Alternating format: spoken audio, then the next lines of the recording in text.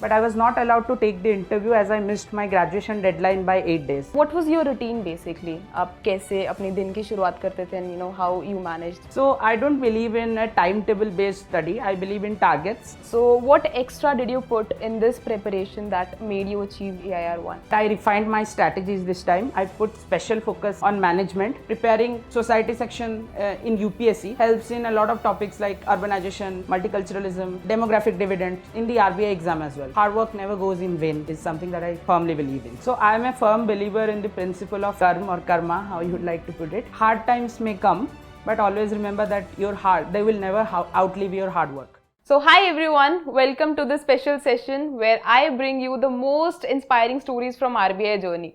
So today we have someone very special with all of us who has just not cracked the exam but have scored top most rank AIR-1 in RBI Grade B 2024. So I am honored to have Tanay with all of us who have clearly demonstrated this thing that with a proper strategy, perseverance, you can clear any of the examination. So yes, congratulations first for clearing this examination, and that too you have scored AIR-1. So firstly, I would like to congratulate you, and now the completely platform is yours. How you are feeling now? I'm feeling very good. Thank you for having me here. It's a feeling of satisfaction, of relief, of great things coming my way, and I'm really excited to see how it unfolds going forward. So Tanay, just like me, everyone knows here that securing AIR-1 is not an easy task. So yes, how you are feeling like after clearing this particular examination, and what was your reaction of your parents? Of course, they were ecstatic. Clearing the exam is one thing, but securing All India rank 1 is something else. I never expected that I would really get this rank. Yeah, we are all happy, and let's see how it goes. So exactly. So could you please share your journey in brief, right from your scratch till you achieve this examination, till you achieve this score? So could you please share your journey in brief? Yeah, so I graduated in 2023 from IIT Kharagpur. After graduating, UPSC examination was my natural choice. But when I couldn't make it through prelims, I shifted to RBI.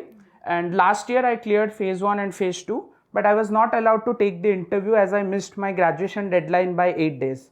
So this year again, I set out to prepare. I refined my strategy and improved upon what I have done last year. And I think the results are here to see. So since you're from non-financial background, right? So right from coming from as an IITian, you have come you are here in the banking sector. So what motivated you exactly to come in this particular sector? So right from my college days, economics is something that has always fascinated me. I took several majors and minor subjects in economics during my graduation itself. So that meant a natural transition to this field. Also, lot of the skills that I acquired during my UPSC preparation were fungible into RBI prep, to use a term from finance. So, and of course, RBI is a very prestigious organization, second to none. And so I really set out to achieve it. So you were preparing for UPSC and simultaneously for RBI as well. So what extra did you put in this preparation that made you achieve AIR-1? So basically ESI portion I had already covered to a great extent in UPSC. But I refined my strategies this time. I put special focus on management, and finance I did adequately so as it does not hinder my chances of success.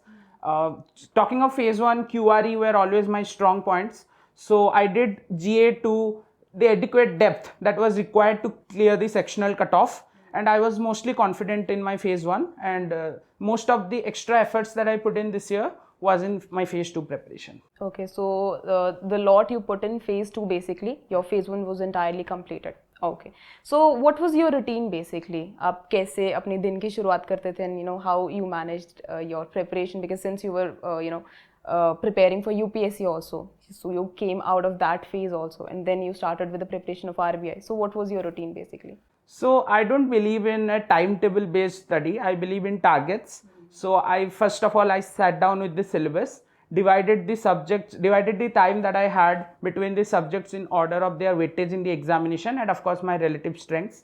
And I decided weekly targets, daily targets that I was going to complete, and whatever it took to complete those, I did. I also kept breaks, periodic breaks, buffer days, etc. so as to account for really bad days, so to speak. Apart from that, I consistently tried to study 7 to 8 hours a day, stretching it to 10 hours on those days when the targets are heavy, and probably taking a break on some other day to compensate for it. So you mean you did not have a fixed, like a rigid timetable? It was No. very flexible in nature, of course. So were you working also somewhere, or you was just preparing full-time entirely study. for? Okay.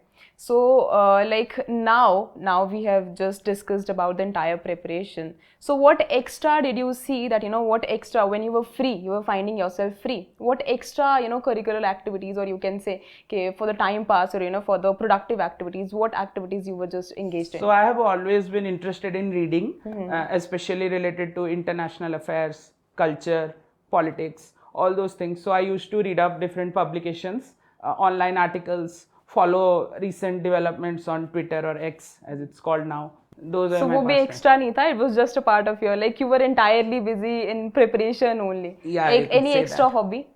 I used to do a lot of debating in school, in college, and after that, just movies or a series in the weekend. That's it. Nothing else. So now I would like to ask about your mindset basically, because most of the aspirants like prepare for many of the examinations. You just mentioned that you were preparing for UPSC also. Now then you shifted to RBI. So what was your mindset basically? Were you just targeting government exams only, or you were ready to jump into the corporate sector, or what else? No, I was focused entirely on government exams. Even within them, there is a lot of diversity.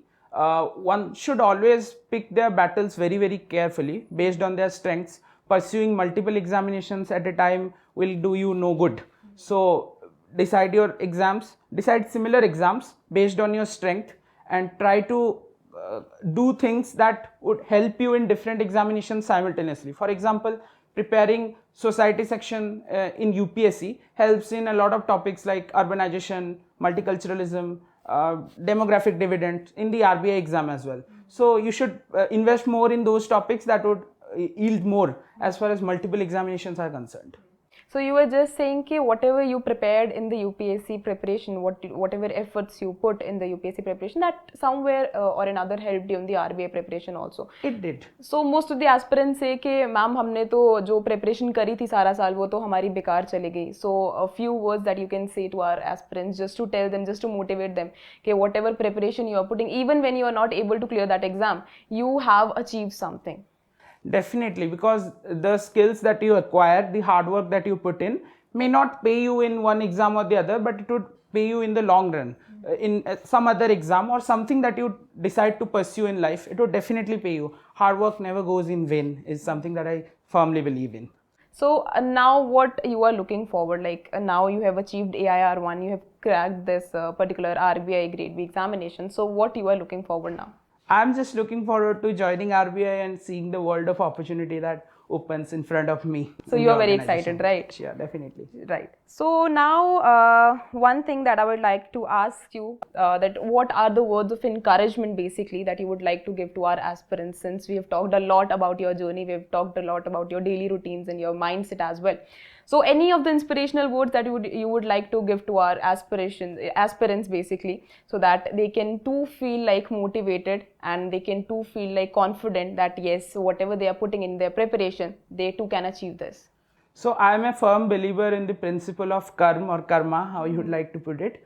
So hard times may come, but always remember that they will never outlive your hard work. So tough times go away if you are consistent, if you are structured, if you are methodical, then good times will also come and your hard work will definitely outlive the tough times that you face. So in short, what Tanay has just mentioned, that strategy, proper strategy and perseverance is the key. You just not have to lose your hope, you have to be consistent in the entire journey, and of course you will also be able to make it how Tanay is able to make it. So of course this is an end of our part 1 of this particular video. Of course we are bringing next of the parts of the videos as well, in which we'll be discussing about the complete strategies about phase 1 and phase 2 also. So yes, we'll meet you in the next part of the video. Till then, stay tuned with us. Thank you so much.